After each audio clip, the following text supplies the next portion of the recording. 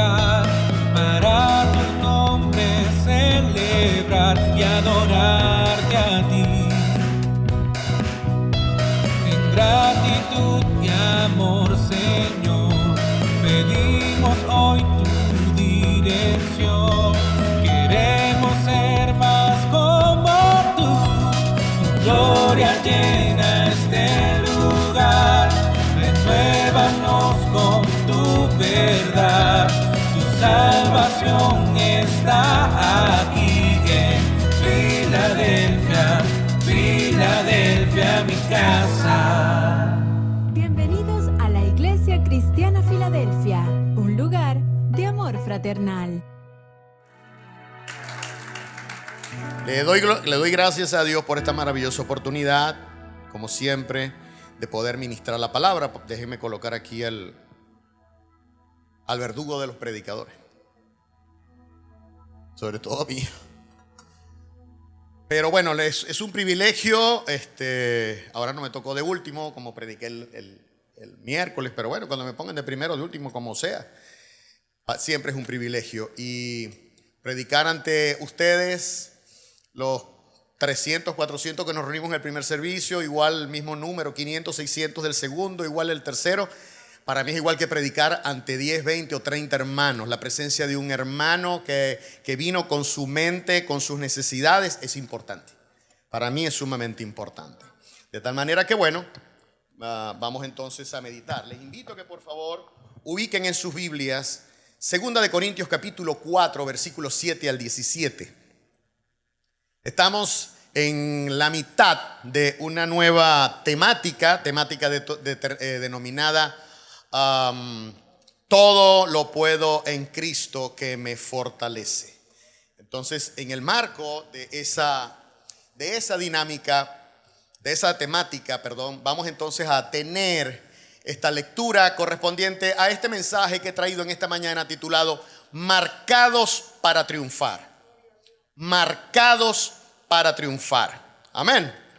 Bien, gloria sea el nombre de Dios. Les invito entonces a ponernos en pie, para que entonces en los próximos minutos sea el Señor ministrando a nuestras vidas. 2 Corintios 4 del 7 al 17. Dice de la siguiente manera: pero tenemos este tesoro en vasos de barro, para que la excelencia del poder sea de Dios y no de nosotros.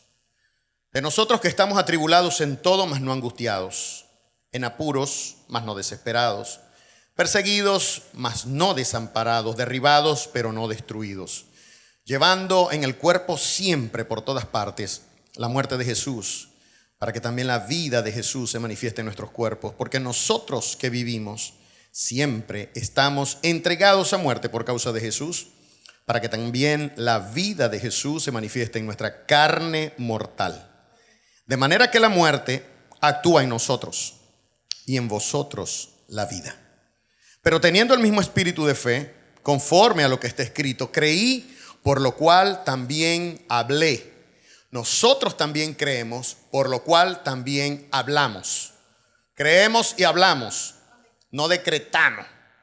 No soy presidente para estar decretando, pero sí confieso la palabra. Creo la palabra y la confieso. No confesión positiva, la palabra. Versículo 14. Sabiendo que el que resucitó al Señor Jesús, a nosotros también nos resucitará con Jesús y nos presentará juntamente con vosotros.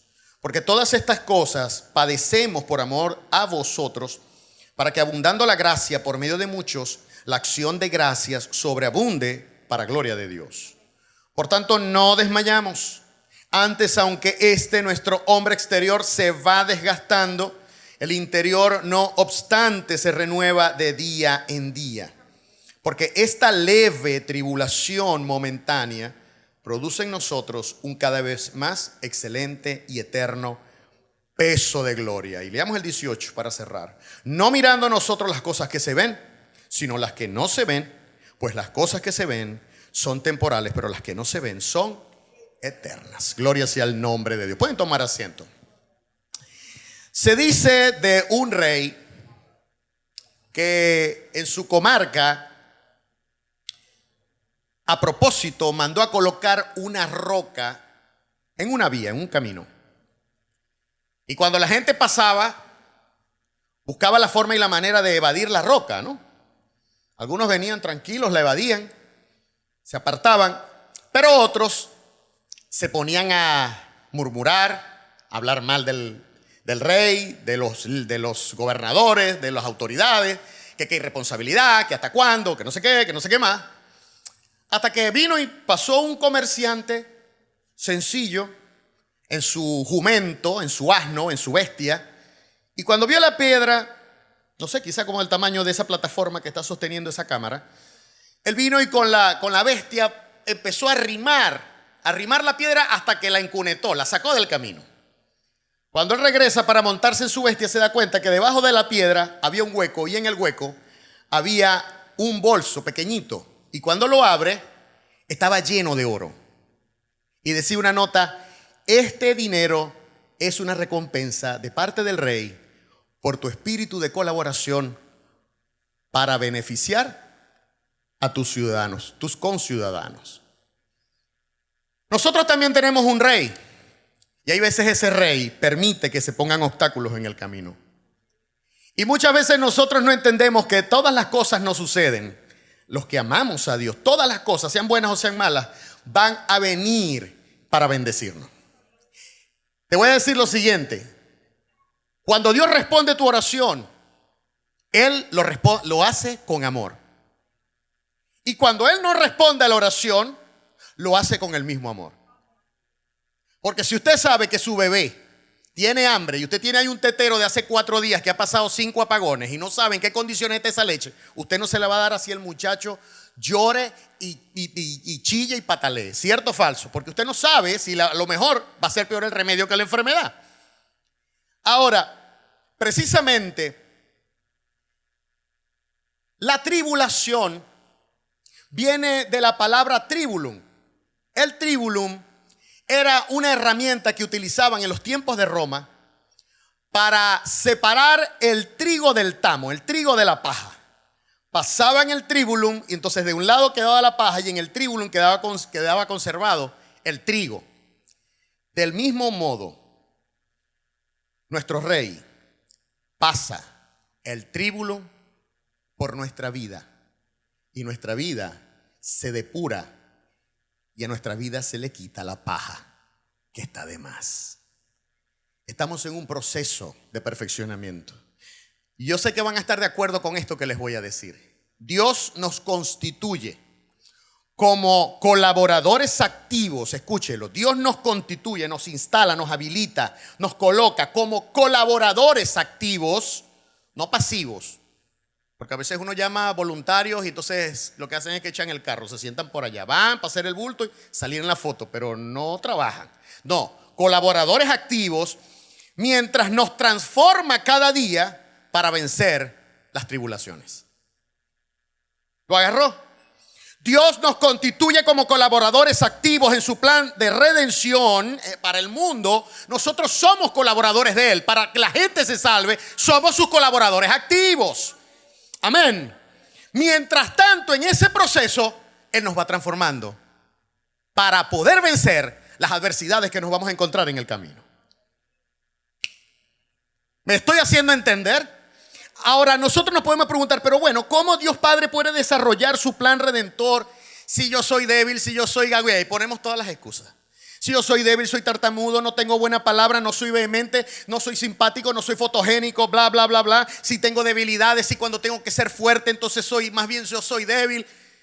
Bueno, precisamente, Él pone en acción, Él acciona, o mejor dicho, pone en movimiento 5 acciones decisivas que nosotros encontramos aquí en 2 Corintios 4, 7 al 17, para precisamente ver cómo Él nos va transformando para vencer las adversidades y seguir siendo colaboradores activos en el plan de redención de Dios. Amén.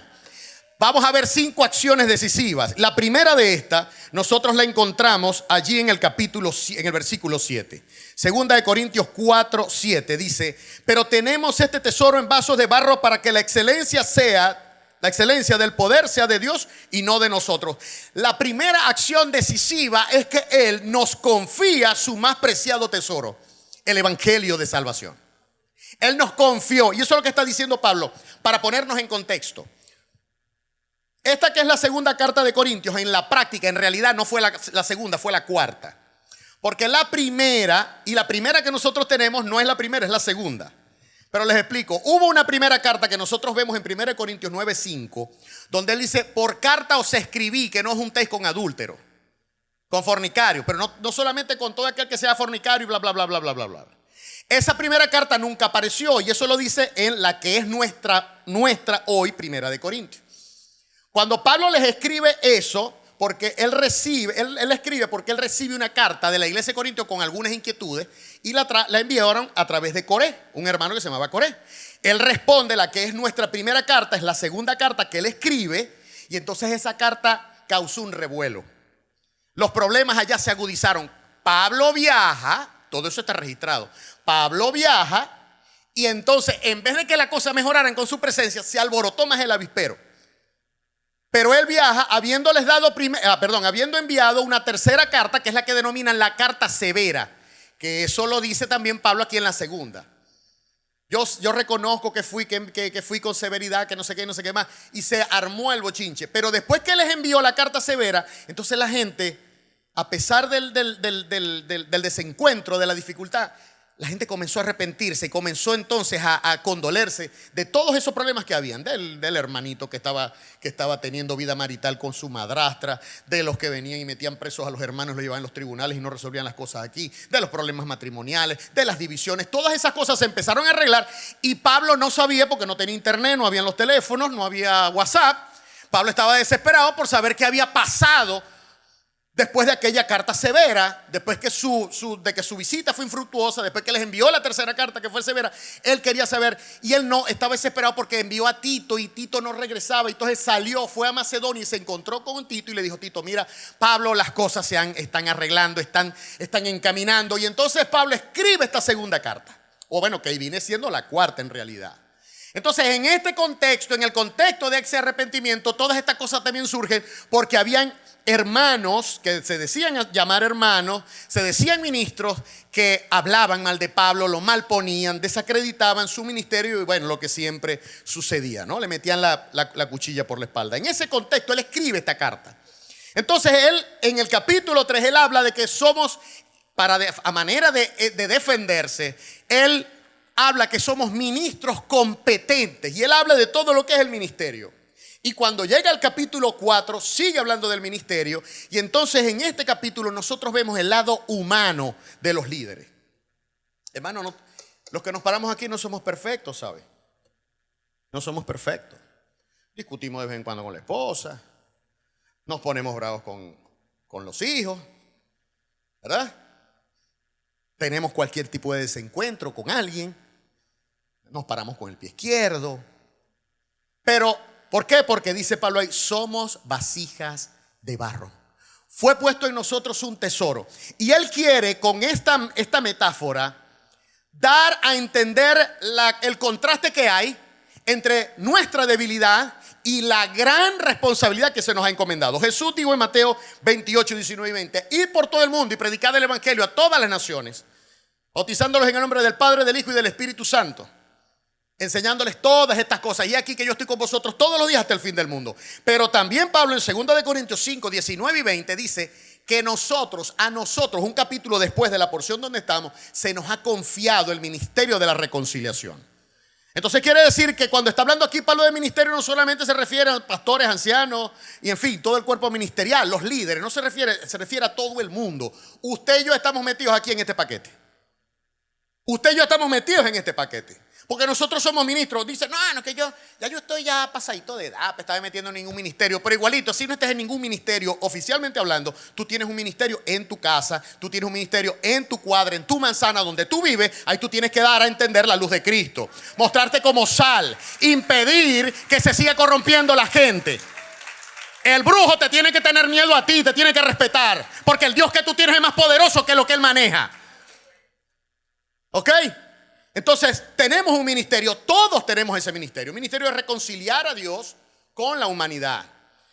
Ahora bien, dicho esto, tenemos que tomar en cuenta lo siguiente. Pablo desea que nosotros entendamos nuestra fragilidad. Dios nos confió el poderoso mensaje del Evangelio. En Romanos 1, 16 y 17 dice Pablo: porque no me avergüenzo del Evangelio, porque es poder de Dios. Allí no está exactamente traducido. En el original aparece el artículo singular de la tercera persona. El Evangelio es el poder de Dios. No es poder, no es tampoco un poder. No, dice Él, es el poder de Dios. Amén. Y la Biblia nos dice que el Señor, que Dios envió la ley a través de Moisés. Agarró a Moisés como un muchacho de recado y le dijo: bueno, lleva esto para que la gente lea, para que vean lo exigente que soy yo. Pero dice: más la gracia y la verdad vinieron en Cristo Jesús. La gracia y la verdad vinieron en Cristo Jesús. Ahora bien, vasos de barro. En la Biblia, la figura, la metáfora del vaso de barro figura el cuerpo, la personalidad humana. Nuestra personalidad, con nuestras flaquezas, nuestras debilidades, nuestras tendencias al pecado. Bueno, allí Dios vino y depositó este tesoro que es la palabra de Dios, su voluntad. Él anhela que nosotros trabajemos de su mano con nuestras debilidades humanas. ¿Pero para qué? Para que cuando ocurran los portentos no digan: no, lo que pasa es que él tiene dos posgrados, un postdoctorado, y está ahorita terminando el postdoctorado plus en la Sorbona de París. Por eso es que él hace todas esas cosas. No, más bien Pablo dice en Efesios capítulo 2, en el versículo 10, como nosotros sabemos, él dice: porque por gracia sois salvos por medio de la fe, y esto no de vosotros, pues es un don de Dios, para que nadie se gloríe. Pero nos dice también allá en Efesios que para esto nosotros fuimos creados para buenas obras, las cuales él preparó de antemano para que anduviésemos en ellas. Y allí mismo, él mismo como autor de Primera de Corintios, aquí mismo en Segunda de Corintios 1, 27, Segunda de Corintios 1, 27, no, es Primera de Corintios 1, 27, nos habla claramente de qué fue lo que escogió Dios. 1, 27 y 28 dice: sino que lo necio del mundo escogió Dios para avergonzar a los sabios, y lo débil del mundo escogió a Dios para avergonzar a lo fuerte, y lo vil del mundo y lo menospreciado escogió Dios, y lo que no es, para deshacer lo que es. Mira los adjetivos calificativos: lo necio, lo débil, lo vil y lo menospreciado. Ahí estaba toda la humanidad, todos estaban metidos ahí: ricos, pobres, plebeyos, reyes, altos dignatarios, la persona más sencilla. Todos estamos metidos ahí por nuestro pecado. ¿Ok? Porque nosotros no es que somos pecadores porque pecamos. No, pecamos porque somos pecadores. Así de simple y así de sencillo. Entonces, eso fue lo que Dios escogió. Amados, y lo más interesante aquí, los ángeles quisieran ejercer el ministerio de la reconciliación. Los ángeles quisieran predicar, pero Dios no se los permite. No, deja que sean ellos.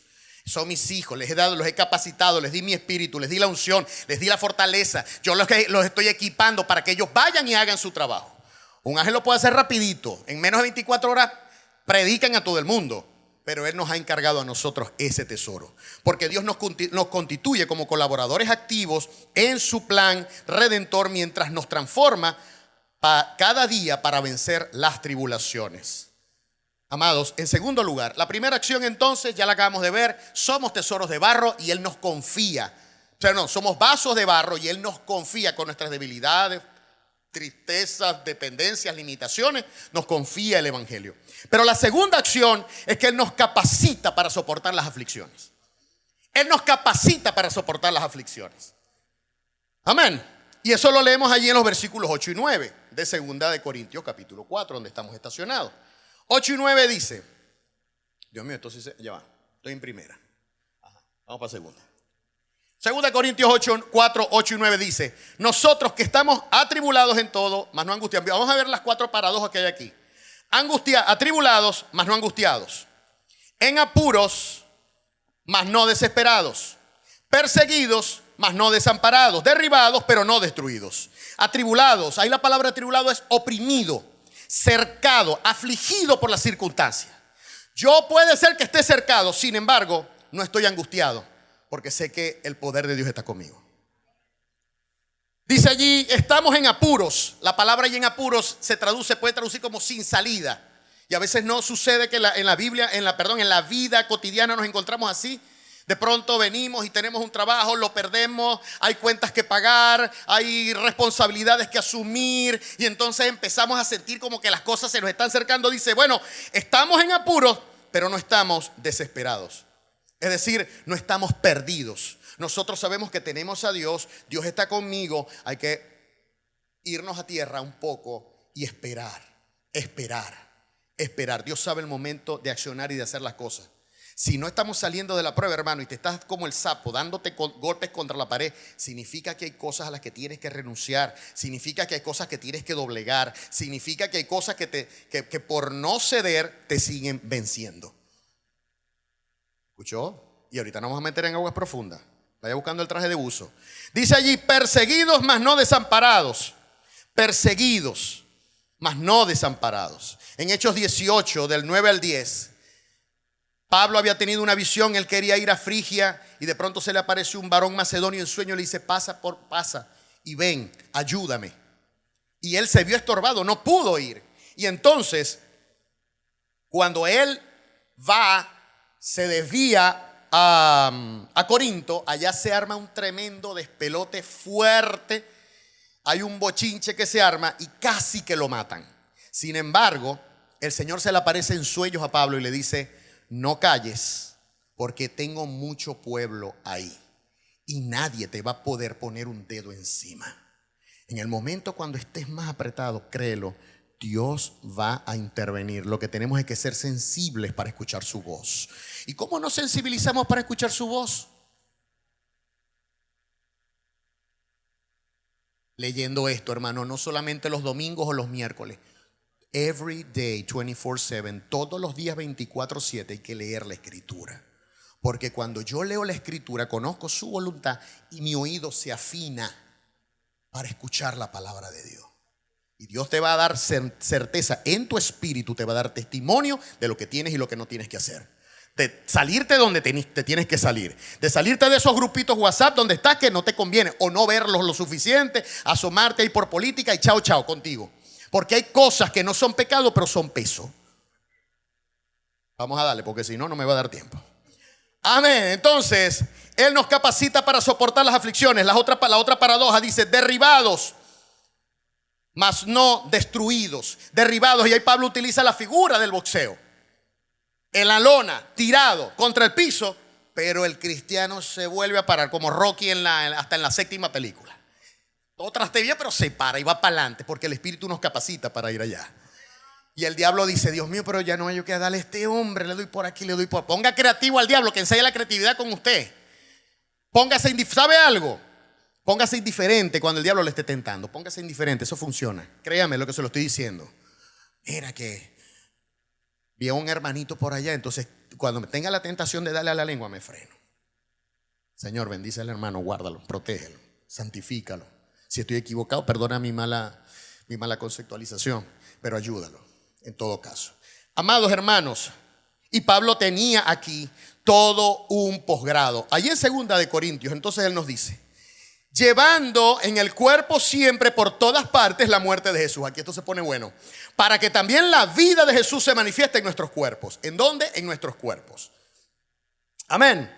Dice ahí entonces que nosotros estamos en esta situación, perseguidos, atribulados, angustiados, perseguidos, desesperados. Pablo tenía un récord en eso. Si nosotros nos mudamos al capítulo 11, versículo 28, allí en 2 de Corintios dice, defendiendo nuevamente el ministerio, dice, esos maestros son hebreos, yo también, son israelitas, yo también, son descendientes de Abraham, yo también, son ministros de Cristo, como si estuviera loco hablo. Yo más, en trabajo más abundante, en azotes sin número, en cárceles más, en peligros de muerte muchas veces. De los judíos 5 veces he recibido 40 azotes menos 1. 3 veces he sido azotado con vara, 1 vez apedreado, 3 veces he padecido naufragio. 1 noche y un día he estado como un náufrago en alta mar, en caminos de muchas veces, en peligros de río, peligros de ladrones, peligros de los de mi nación, peligros de los gentiles, peligros en la ciudad, peligros en el desierto, peligros en el mar, peligros entre falsos hermanos, en trabajo y fatiga, en muchos desvelos, en hambre y sed, en muchos ayunos, en frío y en desnudez. Y además de otras cosas, por si esto fuera poco, dice Pablo,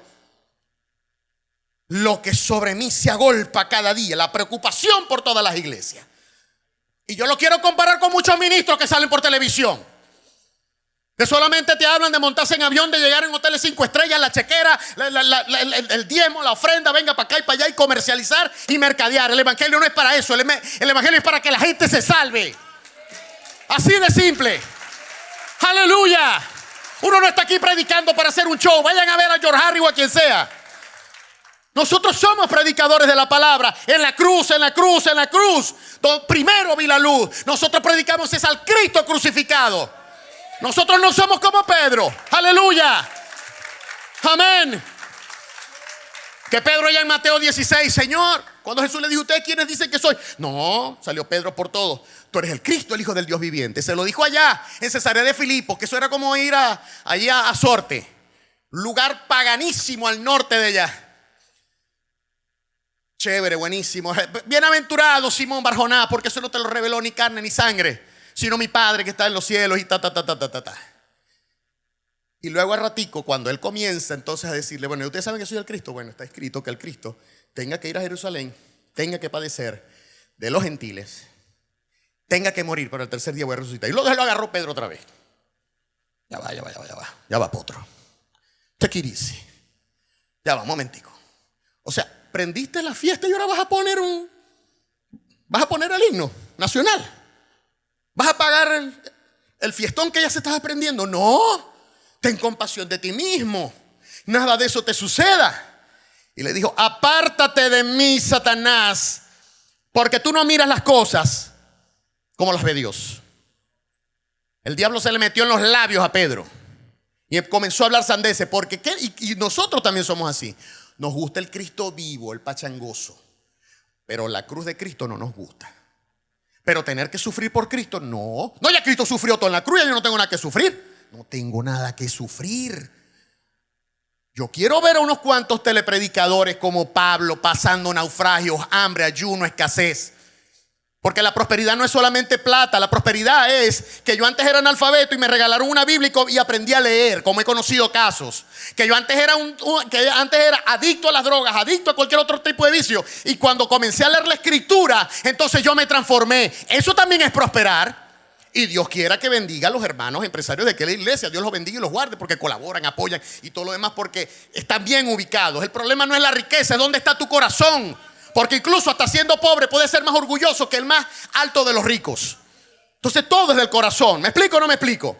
Entonces aquí está diciendo él, amados, Jesucristo de Nazaret. Está aquí latigándome el verdugo. Nosotros tenemos que estar bien claros que para minimizar nuestra fragilidad y forjar su carácter, porque entonces ¿para qué vienen las pruebas? Y a veces yo también lo digo, Señor, ¿para qué me hiciste venir para acá, para esta tierra? Dios mío, si no lo que vienes aquí es aguantar palo. Bueno, pero Él quiso así. Ajá, ¿qué vamos a hacer? Si ese es el jefe. Él es el dueño. Es tu dueño y es mi dueño. Todo lo que tú tienes no es tuyo, es de Él. Te lo prestó para que lo administres. Entonces, ¿para qué vienen las pruebas? Para forjar el carácter de Cristo en tu vida. Para eso vienen las pruebas, para forjar el carácter de Cristo. Eso lo decía Pablo allá a los Gálatas. Hijitos míos, por quienes vuelvo a sentir dolores de parto hasta que Cristo se ha forjado en vosotros. Para eso es que viene la prueba, para que generes carácter. Carácter no es decirle 4 barrabasadas a quien sea. Eso no es tener carácter. Porque yo puedo decirle 4 cosas a alguien, pero como Marisabel es experta en eso. Chacho. Porque es inteligente, ella maneja muy bien la lengua, pero si te quiere dar un zarpazo te lo da duro. Te lo digo yo. Amados, Dios quiere que nuestra fragilidad, con las pruebas, precisamente la prueba va dirigida a disminuir nuestra fragilidad. ¿Por qué? Porque allí nuestra fragilidad se minimiza cuando se va formando el carácter de Cristo. No confundamos prueba con tentación. Ojo, y esto es importante y lo quiero puntualizar. No confundamos prueba con tentación. Escuche esto. Toda tentación es una prueba, pero no toda prueba es una tentación. Ay, hermano, yo hace mucho tiempo vi lógica en la universidad, pero de eso no me acuerdo. Escúchelo, afine el oído. Toda tentación es una prueba, pero no toda prueba es una tentación. Es como decir, todo maracucho es venezolano, pero no todo venezolano es maracucho. Entonces, toda tentación es una prueba, pero no toda prueba es una tentación. ¿Cuál es la diferencia, hermano? ¿Cuál es la diferencia? La prueba viene para promoverte, para subirte de nivel. La tentación viene para hacerte pecar. ¿Lo agarró? Te lo voy a demostrar. Santiago capítulo 1, versículo 12. Hermanos míos, tened por sumo gozo cuando os halléis en diversas pruebas. Porque la palabra prueba y tentación en el original es lo mismo. Peirasmos, que viene de peirasó, que es errar el blanco. ¿Ok? Viene de la misma raíz, peirazo. Dice, tened por sumo gozo cuando os halléis en diversas pruebas. Cuando yo leí eso por primera vez, los bulbos del cerebro se me explotaron. Pero cuando yo esté en pruebas, ¿cómo voy a estar yo feliz? Voy a estar gozoso si lo que estoy recibiendo una puñalada. Dice, sabiendo que la prueba de vuestra fe produce paciencia, mas tenga la paciencia su obra completa para que seáis perfectos y cabales sin que os falte cosa alguna. ¿Ok? Pero cuando nosotros nos vamos al capítulo, ahí mismo en el 1, del 12 al 15, dice, bienaventurado el varón que soporta la tentación, porque cuando haya resistido la prueba, toda tentación es una prueba, ¿ok? Recibirá la corona de vida que Dios ha prometido a los que le aman. Cuando alguno es tentado, no diga que es tentado de parte de Dios, porque Dios no puede ser tentado por el mal, ni él tienta a nadie, sino que cada uno es tentado cuando de su propia concupiscencia, de la maldad que todavía reside en nosotros, que funciona en nuestro cuerpo, en nuestra carne, dice, cuando de su propia concupiscencia es atraído y seducido. Cuando eres tentado, cuando tú recibes la tentación, no has pecado todavía, tienes libre albedrío. Tú puedes decidir si traicionar a Dios o no, ¿verdad? No has pecado, estás ahí, estás a la espera con el bate en la mano, ¿ok? Y el pitcher con la pelota. Ya te lanzó, te viene. ¿Le vas a hacer swing o no? Si tú amas a Dios, la dejas pasar. Porque sabes que si tú vienes y eres casado y le vas a dar consejería a una hermanita por allá en un restaurante bien por allá por Ciudad Ojeda, eso está más sospechoso que un polero a las 3 de la mañana, ¿oyó? Entonces, no, mi amor, nos podemos ver aquí o si quieres vas a la casa, pero cuando esté mi esposa, a partir de las 6 llamar y llega, con todo gusto te puedo atender. Uno sabe, hermano. Hay que cuidarse, Amén. La prueba viene para promoverte. Tenemos el caso clásico, el de José. Él pasó por 10 pruebas. Algún día en su providencia de pronto las podremos estudiar, pero te las voy a decir rapidito. Pasó la prueba del orgullo cuando él recibió los sueños siendo adolescente, y de bocón los hermanos vinieron, le tuvieron envidia y entonces lo metieron en la segunda prueba, la prueba del pozo. Lo vendieron y primero lo metieron en el pozo y después vinieron y lo vendieron. Luego la prueba del palacio, fue a dar a casa de Potifar y él ahí dio la nota. Dice la Biblia que Dios estaba con él. Cuando estaba en el pozo, dice la Biblia, y Dios estaba con él. Y cuando estaba en casa de Potifar, y Dios estaba con él. Y todo lo que hacía lo hacía excelente. Y lo pusieron, Potifar, que era un capitán egipcio, lo puso como mayordomo de su casa. La tercera, bueno, entonces le llegó la prueba de la pureza, la mujer. Y él dijo, ay, papá, mira, hay tentaciones donde no hay que enfrentarlas, no se ponga ninguna armadura. Pablo le dice, huye de las pasiones juveniles, Timoteo. Corre como si fueras Usain Bolt, corre, vuela. Y José se sabía el cuento y agarró y salió, pero en 2 ruedas. Y la mujer se quedó con el manto del tipo y después vino y se hizo ay, él se me metió, me iba a violar, bla, bla, bla, bla, bla. Entonces vino el hombre y lo metió y vino la quinta prueba. Le metió la prueba de la prisión, enviando Potifar a la prisión a José. Y dice la Biblia, y Dios estaba con José. Y luego vino la prueba profética, porque estando ahí entonces había un panadero y había un copero que estaban también ahí. Tuvieron unos sueños y José vino y les dijo cuál fue el sueño. Y entonces a uno se lo pasaron por las armas como José lo predijo, y al otro lo restituyeron en su puesto, al copero. Al panadero se lo guillotinaron. Pasó la prueba profética. Luego vino la séptima prueba, que fue la séptima del poder, porque a partir de ahí entonces lo llamaron, si el muchacho es un as dando los sueños. manifestando los sueños, interpretando los sueños. Lo mandaron a llamar Faraón, que fue cuando tuvo el sueño de las vacas gordas y las vacas flacas. Y José, pam, le dijo lo que fue, lo pusieron de gobernador. Entonces le llegó la prueba del poder. Luego él se dio cuenta y pasó por lo que era la prueba del propósito. ¿De cuál era su propósito? De darle resguardo y comida a su familia que estaba pasando situación difícil. Y por último, le llegó la última prueba, que purificó su corazón, la prueba del perdón. Reencontrarse con los hermanos que lo vendieron. Reencontrarse con su padre que estuvo engañado. Todo eso. ¿Y qué pasó? Vemos cómo José fue escalando, porque estaba en prueba, no estaba en tentación. Dios no lo estaba poniendo a tentar, porque él no es tentado ni tienta a nadie. Entonces, por lo anterior, Dios nos hace portadores. Dice allí el versículo 10, como lo leímos, ¿verdad? Leemos allí en el versículo 10 que Él nos hace. Se me mueve esta hoja. Eso que le pongo los marcadores y se los vuelvo a poner. En el 4:10 dice allí: porque nosotros que vivimos siempre estamos entregados a muerte por causa de Jesús, para que también la vida de Jesús se manifieste en nuestra carne mortal. Perdón, ese es el 11. El 10, Pablo dice que nosotros estamos llevando en el cuerpo siempre por todas partes la muerte de Jesús, para que también la vida de Jesús se manifieste en nuestro cuerpo. El 10 y el 11 son dos paralelismos, así tipo proverbio, dos paralelismos, ¿ok? Ahora, ¿qué es lo que nosotros vemos aquí? La palabra que Pablo utiliza para muerte es necrosis. ¿Usted ha escuchado esa palabra? ¿Verdad? Es un término que toma la medicina del griego, necrosis, cuando algo se está muriendo. Cuando un diabético ya está en un proceso de avance deteriorado y entonces ya los miembros no reciben el flujo sanguíneo y se le comienza a necrosar el miembro y por eso tienen que amputarlo. ¿Ok? Es decir, Pablo, en el Nuevo Testamento la palabra muerte aparece como unas 100 veces, pero la palabra que aparece es thanatos, que es el acto de la aniquilación en sí, la muerte en sí, la muerte de Juan, el acto de morir, ya de expirar. Pero aquí necrosis es el proceso de la muerte. Pablo está haciendo una remembranza de todo lo que pasó Jesús desde el Génesis hasta la cruz. Esas 12, 15, 18 horas de padecimiento, todo ese proceso. Ya cuando Jesús se entregó, ya él estaba muerto. O sea, ya estaba listo. Padre, no se haga mi voluntad sino la tuya. Bueno, el padre le dijo, la voluntad es que sigamos con el plan. Sigue adelante. Ok, listo, ya, se acabó. Y por eso fue que le dijo a los discípulos que estaban ahí sonolientos: ya, basta ya, vámonos, que ya viene el que me entrega.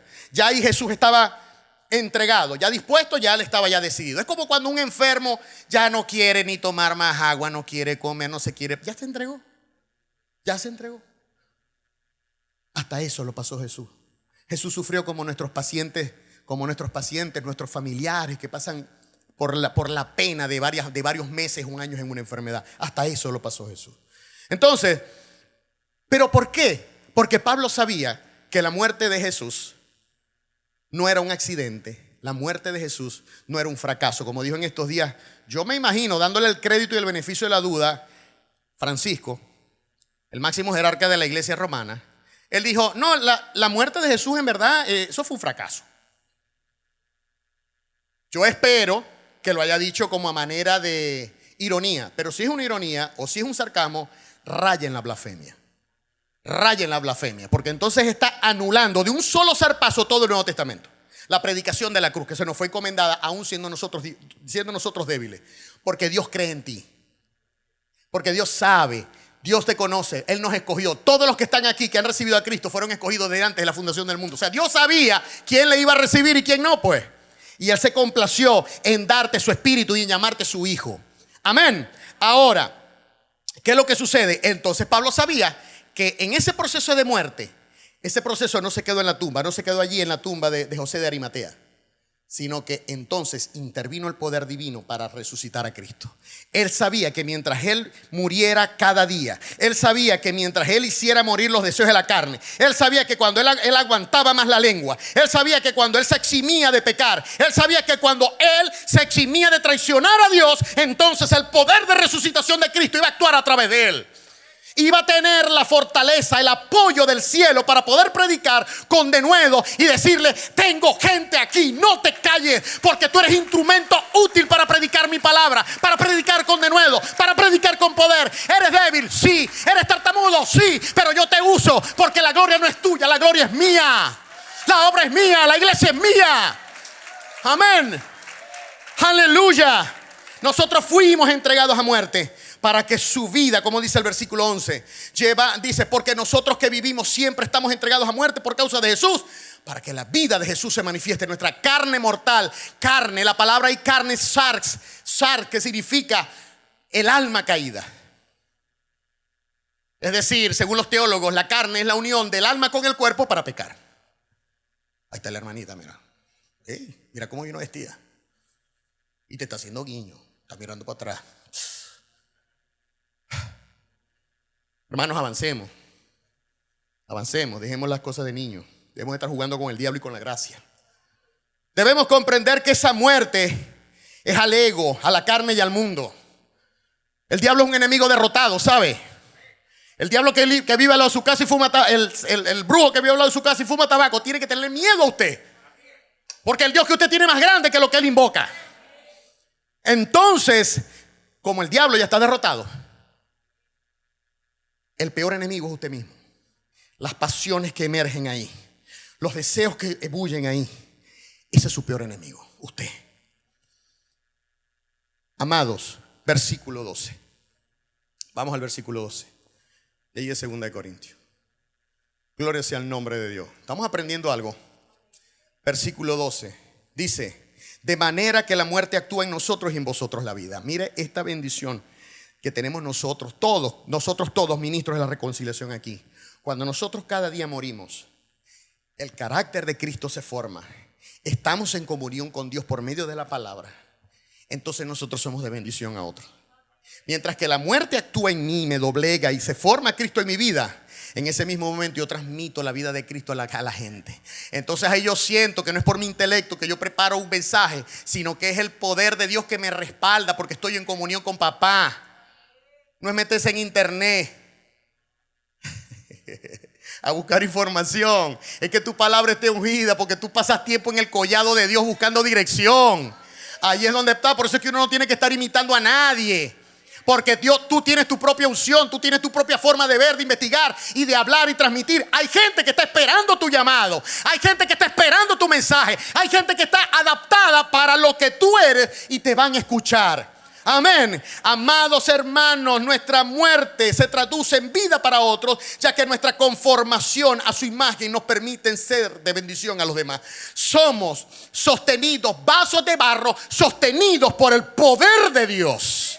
A ti no te sostiene nada, no te sostiene tus cursos de crecimiento personal, no te sostiene el PNL o el empoderamiento, como decía el pastor Ender en la inauguración de esta nueva temática. No te sostiene nada de eso. ¿Qué es lo que te sostiene? El poder de Dios. El poder de Dios. Aleluya. Dios nos constituye como colaboradores activos en su plan redentor mientras nos va transformando cada día para vencer las adversidades. Hermanos, la tercera acción, la primera fue que puso en nosotros como vasija de barro el tesoro más grande, que es el evangelio de Cristo. En segundo lugar, es que nos habilita para vencer las pruebas y las adversidades. La tercera acción es que Él nos habilita para testificar de Cristo. Él te capacita para que hables de Cristo. Dice allí, versículos 13 y 14. Dice, pero teniendo el mismo espíritu de fe, conforme a lo que está escrito, creí, por lo cual también hablé. Nosotros también creemos, por lo cual también hablamos, sabiendo que el que resucitó al Señor Jesús, a nosotros también nos resucitará con Jesús y nos presentará juntamente con vosotros. Fíjense lo que dice él ahí, versículos 13 y 14. Teniendo este espíritu de fe, conforme a lo que está escrito, aquí él está invocando el Salmo 116, versículo 10. Creí, por lo cual también hablé. Y él dice, y nosotros también creemos, por lo cual también hablamos. Es decir, lo que yo predico está basado en la escritura. Eso en primer lugar. Y en segundo lugar, yo hablo porque tengo la esperanza con una firme ancla. ¿Cuál es el ancla? Que Jesús resucitó. Y el mismo que resucitó a Jesús me va a resucitar a mí. Esa es la base de mi palabra. Yo no predico un Cristo muerto. Nunca nosotros tratemos de que nuestra evangelización hable no del Cristo histórico. Y yo a veces lo digo, que Cristo realmente vino está registrado en los anales de Roma, en las notarías más antiguas de Roma. Está escrito. Incluso historiadores que no eran cristianos, que no tenían nada que ver con el cristianismo, como Teófilo, que vivió, que nació en el año 36, después que Cristo había muerto, resucitado y ascendido. Teófilo, que era un judío, él habló de Jesús y fue uno de los historiadores estrellas de Roma. Pero no hablemos del Cristo histórico. No hablemos del Cristo que se quedó colgado en la cruz. Yo predico al Cristo que dejó la cruz vacía. El Cristo de la cruz vacía. No el Cristo lánguido colgado allí, martirizado. Gloria a Él, porque sin Él no hubo resurrección. Pero yo creo en que esa cruz se quedó vacía. Esa cruz es locura para los que se pierden. Pero para nosotros, para Dios es un olor fragante. Nosotros somos olor fragante delante de Él. Entonces nos habilita para testificar de Cristo. Siempre tenemos que tener las Escrituras como fuente de fe. Ella nos impulsa a creer. Romanos 10:17. Porque la fe viene por el oír y el oír la palabra de Dios. Y muchos nada más leen la Biblia cuando vienen aquí el domingo. Entonces pues se presenta ahí. Hermano, mire, usted es cristiano, ¿verdad? Mire que allá hay una señora que parece que está endemoniada, no sé qué tiene. Y cuando usted va para allá, te mete en la vasija y el Espíritu Santo no tiene de dónde agarrar, porque usted no tiene versículos, no se aprende la Biblia, no la maneja. Yo recuerdo una vez un hermano que me llamó, que tenía un problema en su casa hace muchos años, hace como 25 años atrás. Me llamó y me dijo: hermano, mire que tengo un problema aquí con... Bueno, no, yo estaba haciendo un trabajo en su casa, y escuché la gritería, la cosa. Cuando veo, era él que estaba peleando con el hijo mayor. Y entonces el hijo mayor vino y salió para la calle. Y entonces él: hermano, ¿qué hago? ¿Y dónde leo? Y 6 días después Jesús tomó a Pedro, Jacobo y Juan y los llevó a un monte y se transfiguró. No, eso no me sirve. Le dije: hermano, ya va, vamos a orar, vamos a tener calma. Si nosotros, ¿con qué está lleno nuestro corazón? Y eso lo vengo diciendo. ¿Qué estás dejando entrar? ¿Cuáles son nuestras vías de acceso? Ojos y oídos. ¿Qué estoy viendo? ¿Qué estoy viendo aquí? ¿Qué estoy oyendo? Porque todo eso va a mi corazón. Y después, cuando yo hable, va a salir es lo que hay en mi corazón. Si en mi corazón yo tengo fitness, gimnasio, legging, trote, lo demás, eso no le hace ni cuido al diablo. ¿Oyó? No le hace. Amados, los que no vinieron el último miércoles que yo prediqué, porque no todo el mundo viene, yo les leí un estudio del Center Bible Engagement, el Centro por el Compromiso Bíblico. Ellos hicieron un estudio sobre el efecto de la Biblia al ser leída y utilizaron una muestra de 40,000 norteamericanos, que siempre las encuestas son de 1,800, 2,000. Utilizaron una prueba de 40,000 personas encuestadas de 8 a 80 años. Imagínense ustedes ese espectro, de 8 a 80 años, para ver cómo era que se operacionalizaba la lectura de las Escrituras en las propias vidas. ¿Qué pasaba con la vida cuando la gente se enfrentaba a la Escritura? Y tomaron 3 frecuencias. Cuando la gente leía la Biblia 1 a 2 veces a la semana. Cuando la gente leía la Biblia 3 veces a la semana. Y cuando la leía 4 o más veces a la semana. Encontraron que cuando leías de 1 a 2 veces, recibías confort. Una vez que te leas un salmito por ahí, o el domingo ahí el pastor siempre viene y tal. Tranquilo. ¿Ves? Pero entonces te exasperas. Y bueno, no puedes controlar la cosa cuando te viene una circunstancia difícil. Los que leían 3 veces a la semana se sentían un poquito más alentados. Están tranquilos, están un poquito en paz, vienen las dificultades, les cuesta adaptarse, pero al final, bueno, logra vencer. Una las gana, otra las pierde. Pero la sorpresa se la llevaron los investigadores con los que leían 4 veces a la semana o más, porque ahí la tendencia se disparaba. Y entonces ellos descubrieron que los que leían la Biblia 4 veces o más a la semana veían que la sensación de soledad caía en un 30%. Por ende, los suicidios disminuían en diciembre. Los que leían la Biblia 4 veces o más podían manejar mejor la ira. Los problemas de ira bajaban en un 30%. Los que leían la Biblia 4 veces o más comenzaron a tener mejores relaciones interpersonales, mejor relación en el matrimonio, con la esposa o con los hijos, en un 40%. La violencia doméstica bajaba en un 40%. 57% bajaba la adicción al alcoholismo o a las drogas. 60% bajaba la sensación de parálisis espiritual. 61% bajaba la inclinación a la pornografía y a la masturbación. Y los buenos hábitos se disparaban aún más. La persona incrementaba en un 200% su deseo de predicar y de evangelizar, y en un 230% el deseo de discipular a otros. Eso es lo que produce este libro que está aquí, ¿ve? Ni el Corán, ni la metafísica, ni la ayuda que te pueda dar Carlos Fraga, ni George Harris o el Conde del Guácharo con su risoterapia te van a ayudar. Este libro que es vivo, que penetra hasta partir el alma y el espíritu, las coyunturas y los tuétanos, y ninguna cosa creada se puede esconder. Todas las cosas están desnudas delante de su presencia. A su nombre sea la gloria. Por lo tanto, la esperanza de la resurrección, dice Pablo, impulsa la predicación. Impulsa la predicación. En definitiva, la fe en la palabra otorga denuedo evangelístico. Denuedo evangelístico. Dios nos constituye como colaboradores activos en su plan redentor, mientras nos va transformando cada día para vencer las adversidades. Deme 5 minutos para con los otros 2 puntos. Nada más los voy a leer por encimita. La cuarta acción de Dios es que Él nos constituye como fuentes de su gracia. El versículo 15 dice allí: porque todas estas cosas padecemos por amor a vosotros, para que abundando la gracia por medio de muchos, la acción de gracia sobreabunde para la gloria de Dios. Todas estas cosas padecemos. Ahí en realidad en esta traducción allí no está muy precisa. Por ejemplo, la Biblia textual dice: ustedes todavía no han sufrido. Ya va, me fui. No, esa no es. Esa no es, disculpen. Les decía que Él nos constituye como fuentes de su gracia. ¿Ok? Todas estas cosas padecemos, en realidad, pero sí, en el original no aparece la palabra padecemos. Todas las otras Biblias, la textual, la Peshita, la Kadosh, ellos te dicen: todas estas cosas suceden para su bien. Lo que nosotros, los líderes, padecemos es para su bien. Porque al que más se le da, más se le exige. Nosotros estamos expuestos. ¿Ustedes creen que qué? ¿Que mi cabeza no tiene precio? Yo sé que mi cabeza tiene precio. El diablo y los que se dejan usar por el diablo me tienen las ganas. Pero como yo tengo la conciencia tranquila, duermo todos los días tranquilo, no le debo nada a nadie, y procuro, a pesar de mis debilidades, que son muchas, andar lo más recto que puedo con Dios, duermo tranquilo. Y yo sé que Él guardará en perfecta paz aquel cuyo corazón en ti persevera, porque en Él ha confiado. Así de simple. Amados, todo esto para vuestro bien, a fin de que, esta es la cita, a fin de que quienes más reciban la gracia, mayor sea el agradecimiento a Dios. Segunda de Corintios 12:10, allí nos dice a nosotros: porque nosotros somos hechura suya.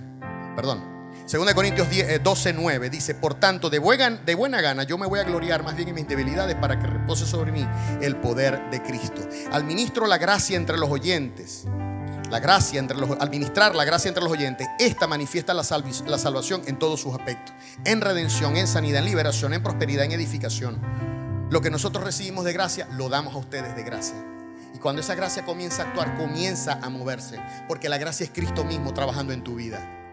La gracia te transforma, te da una nueva fortaleza, te da una nueva visión y te ayuda a vencer.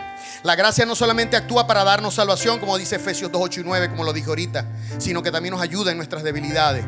Pablo incluso encomendó a Dios y a la palabra de la gracia a los ancianos allá en Mileto, antes de bajar a Jerusalén para que después vinieran, los mandaran encarcelado y fuera a Roma. Pablo se despidió de los ancianos de Mileto, y allá, ¿qué fue lo que les dijo?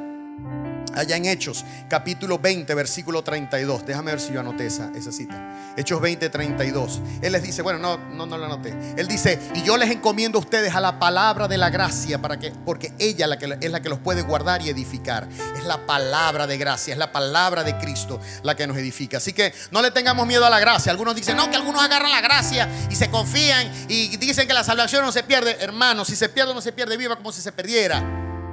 Viva como si se perdiera la salvación. Viva recto, viva en santidad, viva leyendo, viva orando, viva buscando de Dios. Amén. Amados, muchos se confían. No podemos estar confiados. No podemos estar confiados. Tenemos, y es la gracia. Cuando nosotros comprendemos la gracia en su dimensión, nosotros no hacemos las cosas por obligación o por miedo a perder la salvación. La hacemos porque era imposible que yo me fijara en Dios. Era imposible que tú te fijaras en Dios. Pero sí fue muy posible que Dios se fijara en ti y Dios te buscara a ti.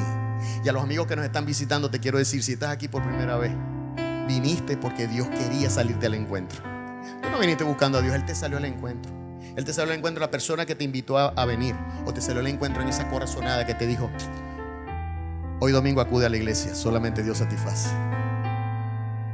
Aleluya. Dios nos constituye como colaboradores activos en su plan redentor mientras nos transforma cada día para vencer las adversidades. Y la quinta acción, ¿cuál es? Rapidito, nos reafirma a través de la permanente renovación espiritual. Y lo dice allí: por tanto no desmayamos. No desmayamos, no nos desanimamos. Antes, aunque nuestro hombre exterior se va desgastando, tanto que a mí nada más ya me sale el rodapié, no me sale el techo completo, ¿verdad? Entonces prefiero, para ocultar la cosa, me rapo, ¿verdad? Este viejo hombre se va desgastando. El interior, no obstante, se renueva de día en día, porque esta leve tribulación momentánea, mira cómo califica Pablo las tribulaciones: esta leve tribulación momentánea. O sea, esa tribulación tiene dos calificativos: es leve y es momentánea. O sea, es nada. Para lo que Cristo pasó es nada. Y sobre todo, no solamente por lo que Cristo pasó es nada, para lo que vamos a disfrutar en la eternidad es nada. Es un pellizco, es un parpadeo para todo lo que nos viene allá. Dice: esta leve tribulación momentánea lo que hace es que produce en nosotros un excelente peso de gloria. Por eso es que salimos fortalecidos. Por eso es que cuando usted evangeliza, siente, así la persona no se convierta, no importa, esa paz se le devuelve a usted y usted se siente fortalecido. Y viene la prueba y usted llega gozoso porque predicó, porque se convirtieron 10, se convirtieron 15, se convirtió con usted 2, pero bueno, fueron 2 almas que usted rescató de las cadenas, del oprobio, de la vergüenza, del pecado, de los vicios. Y usted sale. Usted no se siente eso cuando usted evangeliza, ¿verdad que se siente? Mira, cuando uno visita enfermos que están crónicos, pero que son cristianos, seguimos orando por nuestra hermana Magali, pero ella está revolucionando allá el hospital universitario. Muchas personas han llegado a los pies de Cristo por la predicación de ella. Y usted la va a visitar y usted la ve allá con una actitud de triunfo, una actitud de seguridad. Otras veces, bueno, doblegadita, pero ahí está, confiando en Dios. Y nosotros la acompañamos en el proceso. Amado, porque eso es lo que Dios produce. En medio de la adversidad, Él te capacita, porque Él puso la palabra de poder, que es el evangelio, lo puso en tu corazón. Él te capacita, te refuerza para que tú seas un colaborador activo en la expansión de su reino mientras Él está trabajando contigo. ¿Usted ha visto los engranajes de un reloj? Los engranajes, esas cosas que van moviendo el reloj. Bueno, pasa que ahorita todo está digital, pero usted es un engranaje chiquito en medio de un engranaje grande. Y el engranaje es tan grande que si el chiquito se para por un momento, las ruedas siguen dando. Dios lo acomoda a usted siendo un engranaje chiquito y seguimos en medio de la rueda. Amén. Hermanos, dice allí: no desmayamos. Este hombre exterior se va envejeciendo, pero el interior se va renovando. Tal es la dinámica del reino. Él nos colma de valor, nos provee para el espíritu. Cuando nosotros proveemos para el espíritu y hacemos morir las obras de la carne, estamos muriendo al yo, muriendo al ego, muriendo a la carne, muriendo al mundo. Y entonces allí, cuando nosotros reconocemos que no somos nosotros, sino que es Cristo, ahí entonces es cuando estamos creciendo en realidad. Dios nos colma de esperanza al comparar la grandeza de la eternidad frente a esta tribulación momentánea. Piensa en eso, en lo que usted va a tener. Cuando el diablo le diga: no, que en tu pasado fuiste esto y aquello, recuérdele al diablo lo que él va a hacer en el futuro. Cuando el diablo te hable de tu pasado, háblale de su futuro. Cuando el hermanito aquel esté hablando de tu pasado, usted diga: Señor, perdónalo. Pero recuérdale al diablo que él también va para el lago de fuego y azufre. El diablo va para el lago de fuego y azufre. Y del hermanito ten misericordia. Yo lo bendigo en nombre de Jesús. Y ascuas de fuego estaremos poniendo sobre su cabeza. Amén. Conclusión: Dios es experto en trabajar en 2 tiempos. Es decir, mientras Él desarrolla su plan de redención para la humanidad, en paralelo Él continúa su trabajo con todos y cada uno de sus hijos, porque somos sus colaboradores. Y Él nos ayuda a cambiar nuestras adversidades en triunfos que contribuyen a su propósito. Y en esta dinámica vamos creciendo en nuestro hombre interior. Esto Dios lo logra a través de 5 acciones decisivas. Primero, nos confía el mensaje más poderoso, que es el evangelio de Cristo. Segundo, nos capacita para resistir y vencer las aflicciones de la vida. Tercero, nos habilita con denuedo para testificar de Cristo. Cuarto, nos constituye como fuentes de su gracia. Y quinto, Él completa su obra en nosotros, renovándonos día a día en nuestro hombre espiritual. Al ser escogidos por Dios, definitivamente Él nos insertó en la comunidad trinitaria, Padre, Hijo y Espíritu Santo. Y Él trazó nuestro destino, marcándonos para triunfar. ¡Aleluya! Gloria sea el nombre de Dios. Póngase de pie. Gracias a su nombre, gracias a su poder, a su presencia en su iglesia. Su iglesia no es nuestra, es suya. Él la compró con su sangre. Usted y todo lo que usted tiene no es suyo, es de Cristo.